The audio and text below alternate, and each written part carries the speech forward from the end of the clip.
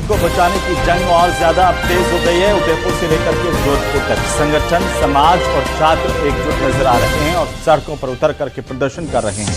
Supreme court के फैसले में बदलाव और केंद्र सरकार से ठीक से पैरवी करने की मांग को लेकर आज दोनों शहरों में जबरदस्त प्रदर्शन हुए हैं। रिपोर्ट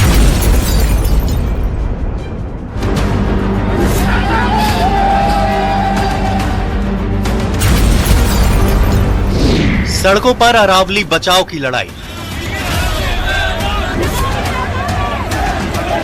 उदयपुर और जोधपुर में जोरदार प्रदर्शन।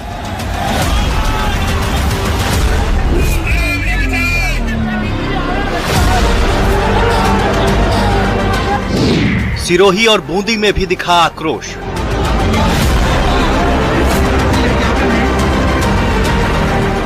अरावली पर्वतमाला पर सुप्रीम कोर्ट के फैसले के बाद लोगों का आक्रोश अलग अलग शहर में दिख रहा है।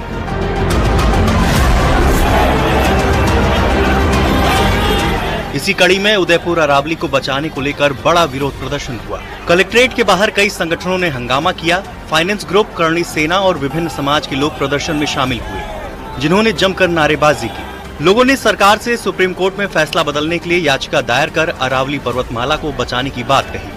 प्रदर्शन के दौरान प्रदर्शनकारियों और पुलिस के बीच झड़प भी हुई, जिसके बाद युवा कांग्रेस पदाधिकारियों ने गिरफ्तारी भी दी। तो में आक्रोश है क्योंकि अब अरावली को किसी तरह से ये इस पे जो छिन्न भिन्न नहीं करने देंगे, क्योंकि लोग सड़कों पर उतर गए। पूरी तरह से यहाँ पर लोग प्रदर्शन कर रहे हैं। आज कलेक्ट्रेट पे बहुत बड़ा प्रदर्शन हुआ, जिसमें कई राजनीतिक पार्टियां, समाज और संगठन के लोग यहाँ जुटे हैं और चेतावनी दी है कि अगर इसको नहीं रोका गया तो इससे बड़ा और उग्र आंदोलन किया जाएगा। उधर जोधपुर में छात्र संगठन NSUI ने भी जिला कलेक्टर परिसर के बाहर प्रदर्शन किया। साथ ही सरकार से मजबूत पैरवी करने की मांग की।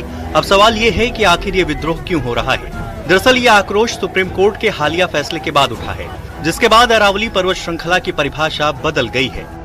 नई परिभाषा के मुताबिक 100 मीटर से ऊंची पहाड़ी को ही अरावली माना जाएगा। 21 नवंबर को कोर्ट ने अपने फैसले में कहा था कि अरावली क्षेत्र में सिर्फ वही भू आकृति पहाड़ी मानी जाएगी जो अपने आसपास के इलाके से 100 मीटर या उससे ज्यादा ऊंची हो। सुप्रीम कोर्ट के फैसले के अनुसार अरावली क्षेत्र की वे पहाड़ियां जो 90 मीटर से कम ऊंचाई की श्रेणी में आती हैं, उन पर खनन और व्यावसायिक गतिविधियों को इजाजत दी गई है। कोर्ट का यही फैसला विवादों के केंद्र में है। पर्यावरण प्रेमियों का कहना है कि अरावली की ज्यादातर पहाड़ियां 90 मीटर से कम ऊंची है। ऐसे में खनन की अनुमति से पूरी श्रृंखला पर असर पड़ सकता है। अरावली पर्वतमाला राजस्थान की पहचान, इतिहास, शौर्य और पर्यावरण की रीढ़ है, लेकिन सुप्रीम कोर्ट के एक फैसले के बाद लोगों को इसके भविष्य पर संकट की तलवार लटकती दिख रही है। कुछ लोगों ने भ्रम फैलाने की कोशिश करी, तरह तरह के झूठ और मिथ्या प्रचार किए जाने लगे। कांग्रेस के समय में जब निर्णय आते थे तो उनकी सरकार की विफलता, करप्शन, कैग रिपोर्ट में उनकी नाकामी और उनके भ्रष्टाचार के विषय में आते थे। मैंने बहुत गंभीरता से इस पूरे निर्णय को देखा है। इस बात को आपके सामने कहना चाहता हूं कि प्रधानमंत्री जी के नेतृत्व में विगत वर्षों में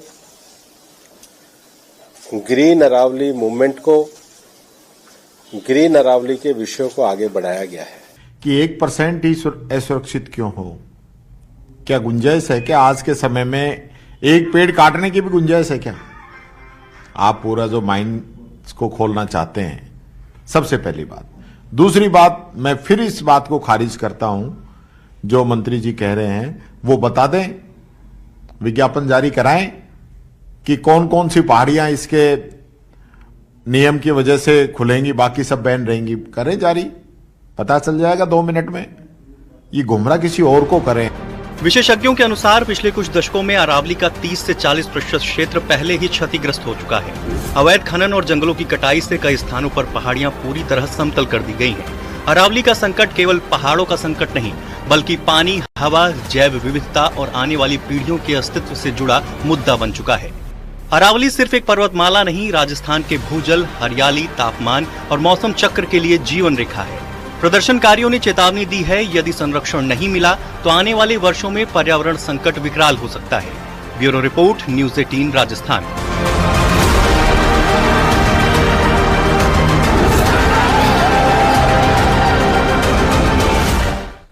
तो वहीं अरावली पर्वतमाला को लेकर जारी सियासी घमासान के बीच मुख्यमंत्री भजनलाल शर्मा ने पुराने बयान को सोशल मीडिया पर दोबारा पोस्ट कर अरावली को लेकर अपनी प्रतिबद्धता जाहिर की है। सीएम ने साफ कहा कि अरावली सिर्फ पहाड़ नहीं, हमारी पहचान है और उन्होंने विश्वास दिलाया कि अरावली पूरी तरह सुरक्षित है, उसे किसी तरह की कोई छेड़छाड़ नहीं होने दी जाएगी। इसके साथ ही सीएम ने इस मुद्दे पर कांग्रेस पर भी पलटवार किया है। मुख्यमंत्री भजनलाल शर्मा ने कहा कि सिर्फ डीपी बदलने से काम नहीं चलता, इसके लिए जमीन पर काम करने की दृढ़ राजनीतिक इच्छा जरूरी होती है।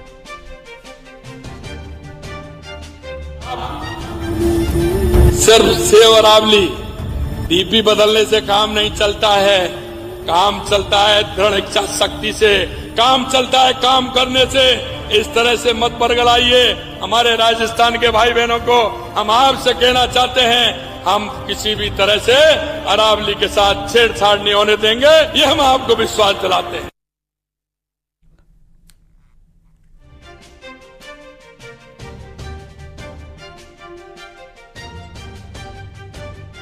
तो मुख्यमंत्री की तरफ से कांग्रेस पर पलटवार किया गया है।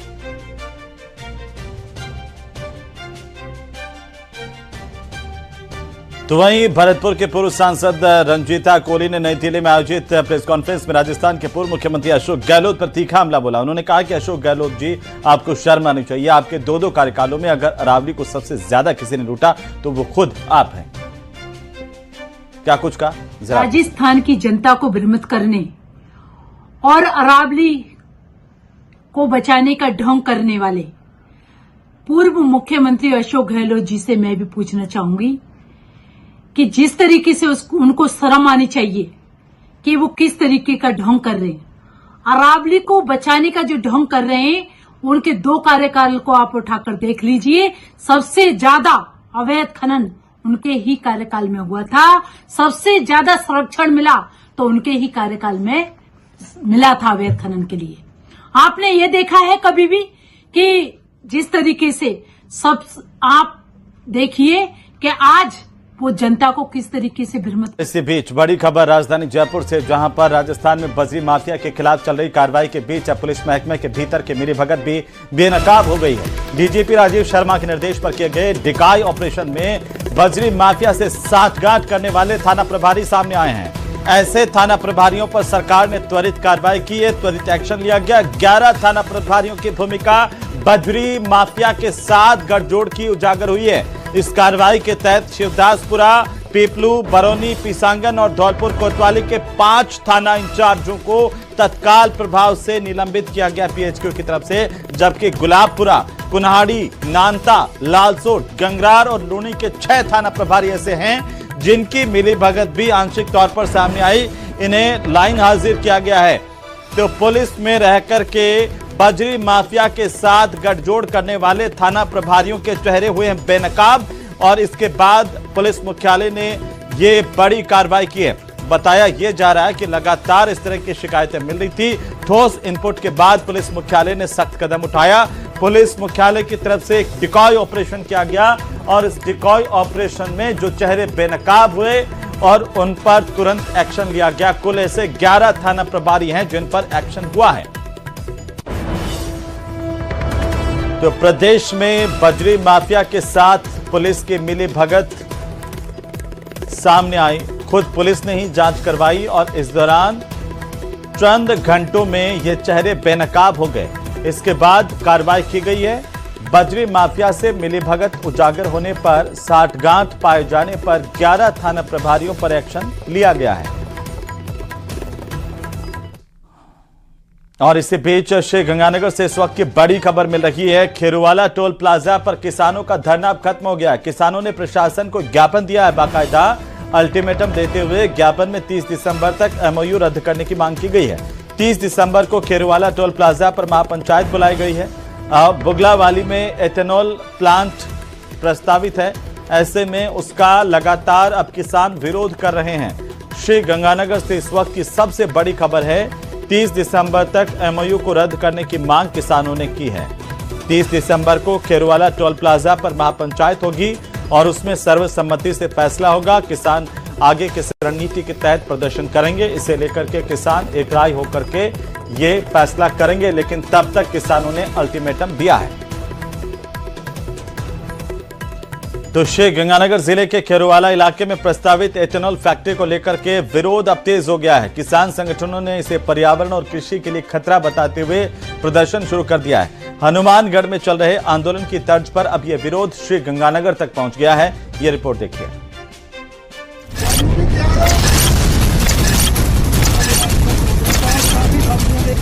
श्रीगंगानगर में भी एथेनॉल फैक्ट्री का विरोध। प्रस्तावित एथेनॉल फैक्ट्री के खिलाफ लामबंदी, मांगे न मानने पर आंदोलन की चेतावनी। हनुमानगढ़ के टिब्बी में एथेनॉल फैक्ट्री का विवाद अभी थमा भी नहीं था कि श्रीगंगानगर जिले के खेरुवाला में प्रस्तावित एथेनॉल फैक्ट्री के खिलाफ किसान एकजुट होने लगे हैं। इसी कड़ी में श्रीगंगानगर के सादुल शहर उपखंड क्षेत्र के खेरुवाला टोल प्लाजा पर किसानों ने बैठक बुलाई, जिसमें फैक्ट्री के विरोध पर सभी किसानों में सहमति बनी। ਅਸੀਂ ਨਹੀਂ पूरे इलाका ਦੇ किसान साथी मजदूर व्यापारी वर्ग पहुंचे हुए हैं। पहुंचे हैं जो पिछले 16 ਮਹੀਨਿਆਂ ਤੋਂ फैक्ट्री ਇੱਥੇ ਲੱਗ ਰਹੀ ਸੀਗੀ, ਉਹ ਸ਼ੁਰੂ ਚ ਅਸੀਂ ਉਹਨੂੰ ਬੰਦ ਕਰਵਾਤਾ ਸੀਗਾ। ਹੁਣ ਉਹ ਦੁਬਾਰੇ ਕੰਮ ਸ਼ੁਰੂ ਹੋ ਗਿਆ ਉਹਦਾ। ਹੁਣ ਅੱਜ ਪੂਰੀ ਅਸੀਂ ਗੱਲਬਾਤ ਕਰੀ, ਕਮੇਟੀ ਬਣ ਗਈ ਇੱਥੇ, ਇਲਾਕਾ ਵਾਸੀ ਬਹੁਤ ਵੱਡੀ ਗਿਣਤੀ ਪਹੁੰਚਿਆ, ਤੁਸੀਂ ਵੇਖਿਆ। ਹੁਣ ਅੱਧੇ ਘੰਟੇ ਤਾਈਂ ਸਾਡੇ ਐਸਡੀਐਮ ਸਾਹਿਬ ਇੱਥੇ ਪਹੁੰਚ ਰਹੇ ਆ। ਪ੍ਰਸ਼ਾਸਨ ਨੇ ਮੀਟਿੰਗ ਦੀ ਗੱਲ ਕਰੀ, मीटिंग तो ਅਸੀਂ ਭੱਜੇ नहीं, मीटिंग ਅਸੀਂ ਜਾਰੀ ਰੱਖਾਂਗੇ। ਪ੍ਰਸ਼ਾਸਨ ਨਾਲ ਮੀਟਿੰਗ ਕਰਾਂਗੇ, ਮੀਟਿੰਗ ਜੋ ਵੀ ਨਿਰਣय ਹੋਇਆ ਉਸ ਨੂੰ ਅਸੀਂ ਦੱਸਾਂਗੇ। ਬਾਕੀ ਜੋ ਇਲਾਕੇ ਦੇ ਸਾਡੇ ਕਿਸਾਨ ਮਜ਼ਦੂਰ ਸਾਥੀ ਆ ਉਹ ਸਾਰੀ ਗੱਲਬਾਤ ਕਰਨਗੇ। फैसला जो इलाके ਦੇ किसान ਆ ਉਹਨਾਂ ਦਾ अटूट ਰਹੂਗਾ। किसानों का साफ कहना है कि अगर प्रशासन ने उनकी मांगे नहीं मानी तो गांव-गांव जनसंपर्क अभियान चलाया जाएगा। किसानों का कहना है कि सघन आबादी और खेती किसानी वाले क्षेत्रों में एथेनॉल फैक्ट्री की स्थापना से भूमि की उर्वरकता, भूजल स्तर, पर्यावरण और फसलों पर गंभीर दुष्प्रभाव पड़ेगा। आज हमारे इलाके की पूरी आसपास के 10 गांवों की इथेनॉल फैक्ट्री को बंद कराने के लिए हम किसान भाई इकट्ठे हुए हैं और अभी थोड़ी देर बाद हमें बताया गया है कि एसडीएम साहब वार्ता के लिए आ रहे हैं। अगर हमारी बात पॉजिटिव होती है कि फैक्ट्री को बंद किया जाता है तो किसान भाई संतुष्ट है और हमें कोई एतराज नहीं है। हम फैक्ट्री यहाँ पर किसी हालात में नहीं लगने देंगे। किसान हनुमानगढ़ के राठी खेड़ा मामले की तर्ज पर एकजुटता दिखा रहे हैं। अब देखना होगा कि प्रशासन किसानों की मांग को मानता है या फिर किसान आंदोलन की राह पर जाते हैं। श्रीगंगानगर से न्यूज 18 राजस्थान के लिए अशोक कुमार शर्मा की रिपोर्ट।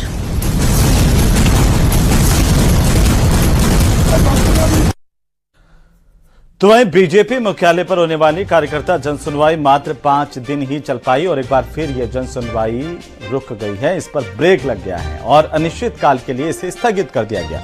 हालांकि पार्टी की तरफ से सरकार के 2 साल के कार्यक्रम में मंत्रियों की व्यस्तता के बीच सुनवाई को स्थगित किया गया। इधर कांग्रेस ने भी भाजपा मुख्यालय में कार्यकर्ता जनसुनवाई अनिश्चित काल के लिए स्थगित करने को लेकर के सवाल उठाए हैं।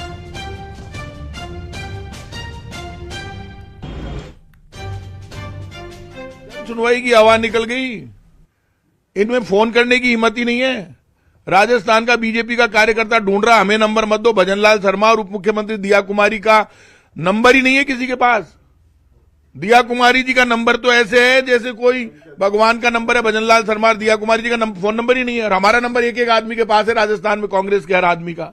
मेरा खुद का नंबर राजस्थान के हर आदमी के पास है। रिक्शे वाला भी मुझे फोन करता है। तो ये जनसुनवाई इसलिए फेल हो गई, काम ही नहीं होता, इसलिए जनसुनवाई बंद कर दी।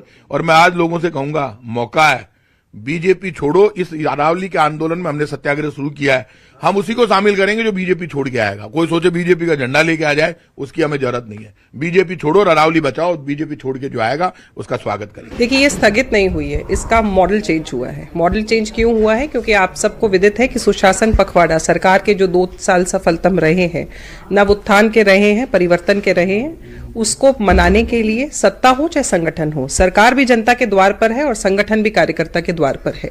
तो अब आप देखिए, हर वार्ड में, हर पंचायत में, हर गांव के अंदर सरकार रथों के माध्यम से पहुंच रही है, वहीं डायरेक्ट जन सुनवाई भी हो रही है और वहीं जो 2 साल के अंदर अच्छे योजनाएं आई हैं, कार्य हुए हैं, उनके ऊपर भी लोगों से संवाद हो रहा है। तो ऐसी सर्दी के अंदर आप क्यों चाहते हैं कि कार्यकर्ता इतनी दूर से यहाँ आए, जब सरकार और सत्ता ही उनके पास पहुंच गई है? तो वहीं मनरेगा का नाम बदलने को लेकर राजस्थान कांग्रेस हल्ला बोल रही है। शहर शहर कांग्रेस के कार्यकर्ता सड़कों पर विरोध प्रदर्शन कर रहे हैं। कांग्रेस कार्यालय से लेकर के कलेक्ट्रेट चौराहे तक विपक्ष सरकार के खिलाफ प्रदर्शन कर रहा है, जबकि बीजेपी इसे भ्रम फैलाने की कोशिश बता रही है। ये रिपोर्ट देखिए।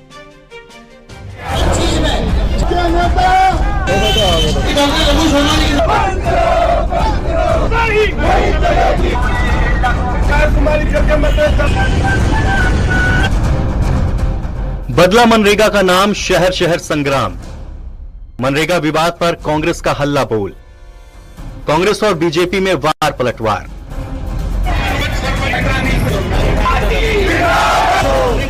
मनरेगा का नाम बदलने और योजना को कमजोर करने का आरोप लगाकर कांग्रेस ने प्रदेश भर में प्रदर्शन किया। जयपुर शहर जिला कांग्रेस कमेटी ने कार्यालय से कलेक्ट्रेट तक मार्च निकाला। प्रदर्शन के दौरान कांग्रेस ने मनरेगा को गरीबों, मजदूरों और ग्रामीण परिवारों की जीवन रेखा बताते हुए नए कानून से होने वाले दुष्प्रभावों को उजागर किया। इसके बाद कलेक्टर को ज्ञापन सौंपकर मनरेगा से छेड़छाड़ का फैसला वापस लेने की मांग की। कानून अब खत्म हो गया इस देश के अंदर। जिनका गुजारा ही मनरेगा से होता था, आज उनका कानून बदल के जो पहले उनका अधिकार था, राइट टू वर्क, अब वो अधिकार नहीं रहा है। पहले ये कानून था कि वो फार्म नंबर 6 भरेंगे, 15 दिन में रोजगार मिलेगा, नहीं मिला तो अधिकारी के खाते से पैसा कटेगा और उनको बेरोजगारी भत्ता मिलेगा। आज अब वो बात नहीं रहेगी। तो मैं ये कह रहा हूं, ऐसे बेईमान लोग मैंने आज तक नहीं देखे। कैसे हो गया जी राम जी? आप आर को राम में बदल दो। अरे महात्मा गांधी ग्रामीण रोजगार गारंटी कानून, महात्मा गांधी के नाम को आपने हटाकर और अपनी आप उपलब्धि बता रहे हैं, तो आपने जी राम जी कैसे किया? जी राम जी तो उस एक्ट में कहीं नाम ही नहीं है। मैं लोगों से कहूंगा, जी राम जी नाम का कोई बिल ही नहीं लाई बीजेपी। और आज कह रहा हूं बीजेपी वालों को, आज कह रहा हूं राजस्थान के लोगों, राजस्थान को बचाना चाहते हो, हिंदुस्तान को बचाना चाहते हो, बीजेपी छोड़ो और अरावली बचाओ। अजमेर में कांग्रेस ने कलेक्ट्रेट पर रोजगार छीनने का आरोप लगाकर धरना प्रदर्शन किया। इस मौके पर गोविंद सिंह डोटासरा ने बीजेपी पर जमकर निशाना साधा। कांग्रेस का अगर कोई जीता हुआ है तो वहाँ मुआवजा नहीं मिलेगा, तो जब उस जो रिलीफ फंड को भी इस तरीके से दुरुपयोग कर रहे हैं, तो ये तो कानून ही बना दिया इन्होंने कि जहां मर्जी आएगी केंद्र सरकार तय करेगी। झुंझुनू में भी कांग्रेस ने सड़कों पर उतरकर प्रदर्शन किया। उन्होंने केंद्र सरकार के इस फैसले को महात्मा गांधी के सम्मान के खिलाफ बताया। अजीब प्रकार का नाम इन्होंने लिख दिया, वीबीजी राम जी योजना। ये मैं समझता हूँ महात्मा गांधी जिन्होंने पूरे भारत की आजादी में न खड़क बिना डाल, साबरमती के संत ने कर दिया कमाल। साबरमती के संत का एक तरह से इन्होंने अपमान किया है। वहीं इस प्रदर्शन से सांसद, विधायक समेत बड़े पदाधिकारी नदारद रहे, जिससे कई तरह के सवाल खड़े हुए, जिस पर कांग्रेस नेताओं ने पार्टी का बचाव भी किया।